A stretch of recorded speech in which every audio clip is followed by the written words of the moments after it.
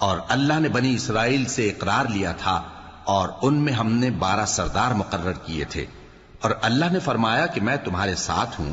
اگر تم نماز پڑھتے اور زکوٰۃ دیتے رہو گے اور میرے پیغمبروں پر ایمان رکھو گے اور ان کی مدد کرتے رہو گے اور اللہ کو قرض حسن دو گے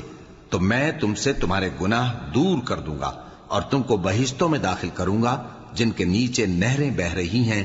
پھر جس نے اس کے بعد تم میں سے کفر کیا تو وہ سیدھے رستے سے بھٹک گیا۔ بس ان لوگوں کے عہد توڑ دینے کے سبب ہم نے ان پر لعنت کی اور ان کے دلوں کو سخت کر دیا۔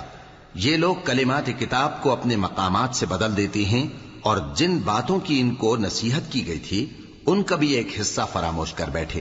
اور تھوڑے آدمیوں کے سوا ہمیشہ تم ان کی ایک نہ ایک خیانت کی خبر پاتے رہتے ہو،